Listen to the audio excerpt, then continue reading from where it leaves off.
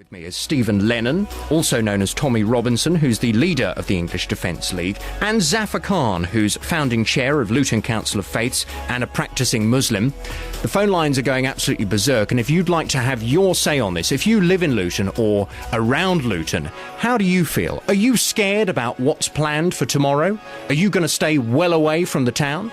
08459 455 555. Keep your calls coming in. It's the subject of this morning's JVS show. Getting beds, hearts and bucks talking. This is BBC Three Counties Radio. Good morning. With the headlines, I'm Sam Rigby. The leader of the English Defence League insists Luton residents and shoppers have nothing to fear during tomorrow's protest in the town. Stephen Lennon has told this programme his group has a right to protest. Lennon also revealed he's under 24-hour police protection after threats were made to his life this week. As many as 1,800 police officers will be on the ground tomorrow to keep supporters of the EDL and counter-demonstrators unite against fascism apart from each other. Thousands of protesters are joining people who camped out overnight in Cairo's Tahrir Square for an 11th day of demonstrations against President Hosni Mubarak. The United States is understood to be discussing a range of options with Egyptian officials, including Mr Mubarak being replaced immediately by a transitional government.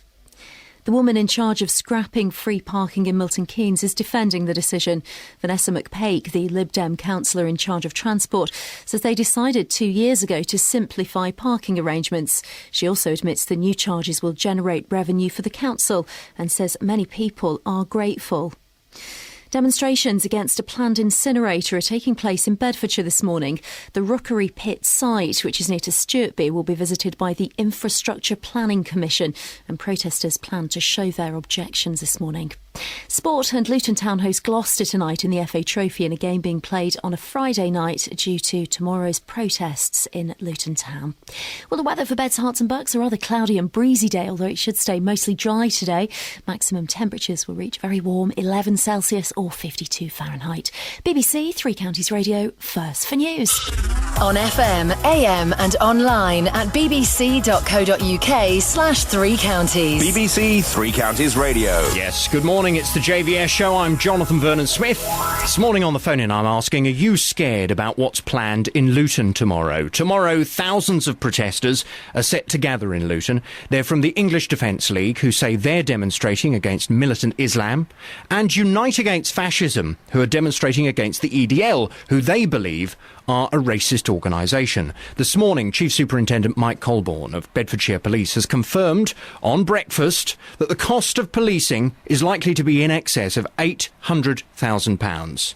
Businesses are being urged to take extra precautions. A council leaflet being given to shopkeepers and pub landlords urges them to review their security, CCTV capability and insurance. Well, I'd like to hear from you. Are you scared about what's planned in Luton tomorrow? In the studio with me is Stephen Lennon, who's also known as Tommy Robinson. He's the leader of the English Defence League that formed 2 years ago following disruption to Anglian Regiment March through Luton. That was disrupted by a small group of Muslim men protesting against it, and Zafar Khan, who's the founding chair of Luton Council of Faiths and a practising Muslim. Now, Zafar, you believe that Stephen this morning, you believe that he is scaring people. Of course. The whole premise of this march and the politics and the ideas that are being articulated are very scary. Luton people from all faiths, all communities, all cultures are scared about what's going to happen tomorrow. Okay, well, if you had dealt with militant Islam within your community, we wouldn't be here, would we? The English Defence League would never have formed. These members, I drove through Bury Park this Friday and I saw the same people who protest against our troops doing their same propaganda. Yeah, but it was a very small number. I've seen the footage. It was a tiny number of people. The only small numbers I need to know is that 4 killed 52 and injured 700. 19 killed 3,500. They don't need big numbers to be militant, mate. But listen. If if you're tarring the whole of the Muslim community, why are you saying I'm tarring the whole of the Muslim community? I want to come in there. Aisha, hang on one second, please. Aisha couldn't answer my question. Aisha said to you earlier that you were being aggressive, and I don't think you can hear. You won't listen to the question, okay? You may not be raising your voice, but you're not listening to the question. The question I'm asking you is, why would you give the impression that there are loads and loads of militant Muslims, when actually the number that were protesting on that particular day... No, you're doing it again! Okay, the number that protested that day... Hang on, Zafar. 300 were stopped coming into Luton that day. The number that protested that day, in the space where they abused the troops, I accept, was 15 or 20. But when they went down outside Don Miller's, there was 80 to 100. Now, they're militant Muslims, but also I'm talking of Islamism, and as I'm going to say again, which no one wants to talk about this issue, I'm talking about Sharia law, which I'm scared of. Right, okay.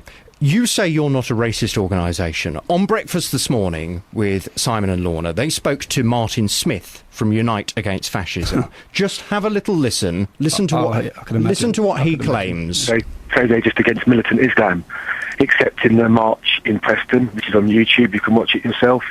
They shout, "Burn down the mosque." Now, that's not against any militant action. That's just against a mosque. It'd be like saying burn down a church. When they organise their pickets, they organise pickets in shops that sell halal meat. That's not picking on militant Islam. That's picking on just every Muslim they can get their hands on. I'll accept, we are against halal meat fundamentally because we have animal rights in this country and halal meat is slaughtered. And what I'm especially against is when we have no choice, just like in Nando's in Luton Town Centre, just like in Subway, just like in KFC, where they're halal only. Give us a choice. Zafar, would you like to respond to that? I don't want to respond to such frivolity. What I do want to actually say... What's frivolity mean? What I do want to say is that there are about 30,000 Muslims in Luton. And we keep hearing that there is militant Islam and Muslims are militant in Luton. Now, if there are Stephen, just shush for a minute. If there are 1 dozen or 2 dozen or even 100 extremist-minded people amongst the Muslim community, of course we as local residents are worried about that. But the way this EDL is going about stigmatizing and demonizing the whole Muslim community and whole faith of Islam is despicable. This is not how you engage in dialogue. We, over the years, have worked ceaselessly to build bridges in Luton on the platform of the faiths communities. And we have someone like EDL or people are similar from even the Muslim community who create problems, and we have to go back to the drawing board. Look, Luton is 200,000 people, and we are trying to become one family living in a community such as Luton. It's a diverse community. It's a community with different cultures, different faiths, and we're trying our very best to come to terms with our reality. Zafar, let Stephen respond to that. Okay, if I just explain, even if it is 100, which is not, but even if it was 100 militant Muslims, if you just... It's about 20, but I said 100 because you talked about 100. Can I talk, please? And if we reverse the roles, and we make like 170,000 people in Luton Muslim and 30,000 of them white, and in that little white community that is all impacting that one area, we put 100 Nazis on the street 24 hours a day, 7 days a week, promoting hatred against everyone that's non-white, and we let them have stalls in our community week in, week out. We let them hand out leaflets against the local Muslim community, and then sooner or later what you will see coming out of that little compact area is explosions coming out of... Let me finish what I'm saying. Explosions, sooner or later that will creep into our community. It will affect the youth, which is doing in your youth, and they will be hostile. And if you look at this week's Luton on Sunday newspaper, there is an RAF war veteran who is walking down the street when 3 cars of Muslims pull up and they beat him with sticks and bats. And if you look at the weeks before that, so let me just finish. If you look at the Luton News the week before that, there's a 15-year-old boy walking along Wardown Park where his head jumped all over by Muslim gangs. Now, these are in our papers. I haven't read any stories in our local papers the other way around. So what I'm saying, we have laws in this country. We have the police force who have a responsibility to deal with things like that. Listen, I want to bring... Not ideal to have thousands of people scaring Luton residents. This is a phone-in. This is not the Zafar and Stephen show, so let's bring people in who want to respond, but I'm going to need you to both listen to what they have to say and respond accordingly. Aisha is in Luton. Hi, Aisha. Hi. Hello, what would you like to say? You're through to myself and Stephen, who's also known as Tommy, and Zafar. Yeah, what it is what concerns me is EDL say that they're protesting against militant Islam and local issues as well. But militant Islam, like you've mentioned on your show, is a minority group of people. They do not represent the Muslim community as a whole. The Muslim community do reject them. Yeah. So when they're going to all these towns and cities and saying that they're against militant Islam, they're just fueling it. They're just fueling it.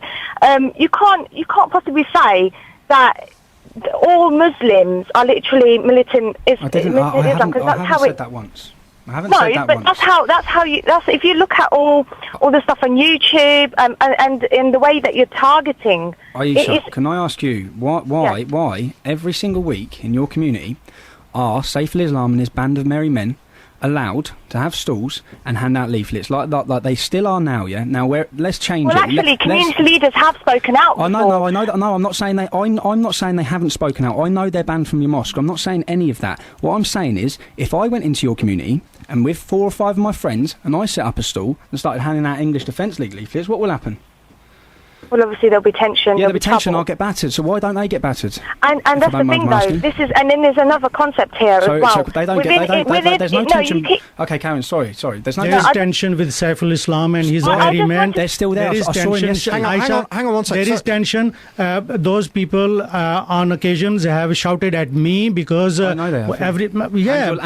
So this proves the point. This proves the point that you are wrong about the attitude of the vast majority of Muslim community about these 12 people or 20 people. Deal with Saif al-Islam and his... Yes, but how do you propose that the same way they deal with me? How should Zafar deal with them? No, Zafar, I know that they've attacked your multi-faith march. I know they have. I know they've attacked that Lib Dem councillor who, can I just say, that Muslim Lib Dem councillor, great man, when I hear him talk. He is a great representative, and they're the people you need speaking out. And it's all very well...